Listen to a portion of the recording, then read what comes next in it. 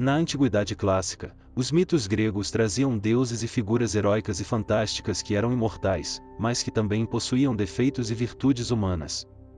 Afrodite, a deusa do amor, da beleza e da fertilidade, é vaidosa e vingativa.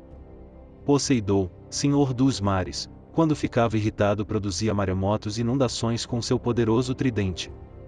Os deuses do Olimpo, apesar de sua imortalidade e poderes, possuíam características e defeitos humanos, refletindo as complexidades da natureza humana. Eles eram movidos por paixões, ciúmes, ambição e vingança, assim como os mortais. Há um belo mito, deixado pelo filósofo grego Platão, sobre a origem das almas humanas e sua natureza. Conta Platão, em seu diálogo Fedro, que no início de nosso mundo participamos de uma corrida grandiosa junto aos deuses. Cada alma humana consistia de uma carruagem, puxada por 2 cavalos alados. Um dos cavalos possuía natureza divina e virtuosa, o outro, de natureza animal, índole rebelde e passional. As carruagens se puseram em fileiras, lideradas pelos principais deuses do Olimpo, na corrida rumo ao céu de Uranus, o céu da perfeição, dos arquétipos celestes. Iniciou-se a corrida divina. O filósofo descreve esse cenário de forma fantástica para o nosso imaginário: os deuses perfilados, majestosos, em seus cavalos de longas asas luminosas, dirigindo-se ao alto, seguidos pelas almas humanas, em seus pequenos carros. As longas fileiras descreviam espirais, rumo à abóbada celeste. As almas humanas encontraram dificuldade para acompanhar os deuses, pois um de seus cavalos, o de índole difícil, de asas curtas, dirigido pelos impulsos instintivos, não obedecia aos comandos do condutor. Enquanto que seus cavalos de natureza pura e divina, naturalmente dirigiam-se ao alto, atraídos por um poder fenomenal. E, inevitavelmente, num dado momento, um a um, os carros humanos se desgovernaram, caíram e se arrebentaram na terra. E até hoje, as almas humanas permanecem na terra, em busca do domínio de seus cavalos, em busca de fazer crescer as asas de suas almas para novamente adentrarem na corrida celeste, junto aos deuses. Mas a experiência não teria sido em vão. Em meio à corrida, as almas puderam contemplar, num relance, o céu de Uranus. Tal visão as teria impactado no mais profundo do seu ser. A essa memória, a essa lembrança fugidia, Platão chamava reminiscência. A recordação de algo que vivemos no início dos tempos, que não sabemos precisar muito bem o que é, mas que de alguma forma ficou gravado em nossos corações, uma assinatura do divino, a recordação do tão grande e elevado ser humano pode chegar a ser. Mitos não são simples histórias.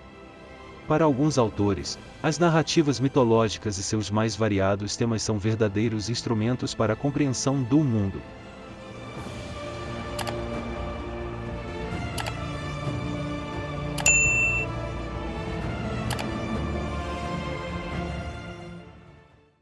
Mas, de lendas e histórias o mundo está cheio. E nenhuma delas até hoje conseguiu desvendar os segredos e os enigmas da vida na Terra.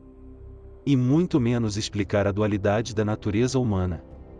Vivemos em um mundo de aparências onde as pessoas se apresentam de acordo com as suas conveniências. A sociedade veio através dos tempos, impondo uma série de regras e etiquetas, e quem não segue esse protocolo, é afastado do convívio social. Por isso, mesmo que uma pessoa pense de modo diferente, tem que concordar com o pensamento dos outros, para não entrar em conflito. E nos apresentamos mostrando apenas as nossas qualidades e virtudes, e os defeitos estão escondidos dentro de nós. E só se manifestam quando alguém pisa no nosso pé. As religiões inventaram uma série de santos dizendo que aquela pessoa era puro, perfeito, e por isso um santo. Como se na matéria existisse algum ser perfeito. A natureza da matéria é a mesma para todos, seja pobre, seja rico, seja analfabeto ou um doutor, seja ateu ou religioso. O bem e o mal, as qualidades e os defeitos são da natureza humana, é intrínseco ao ser humano. Mas um é diferente do outro, na formação da matéria, uns recebem mais a energia magnética, do lado do mal, e menos energia elétrica, do lado do bem, e vice-versa.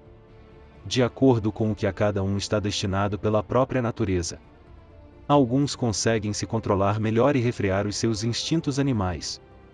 e outros acabam cometendo muitas maldades e perversidades porque dão vazão aos seus instintos maléficos.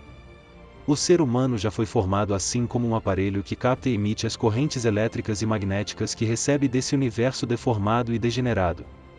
Para que o ser humano se torne humano mesmo, para que ele respeite o seu semelhante todas as vidas existentes, ele precisa conhecer como foi a formação da matéria, como ele veio parar aqui neste planeta sem saber nada e sofrendo inúmeras transformações até o final de sua vida. E vai conseguir isto através do estudo do livro Universo em Desencanto, captando a energia racional, a energia de sua verdadeira origem. Com a ligação na energia racional, aos poucos terá menos perturbações das energias formadoras da matéria, a elétrica e a magnética, e irá adquirir o equilíbrio em sua vida. A energia racional é pura, limpa e perfeita e só transmite o bem.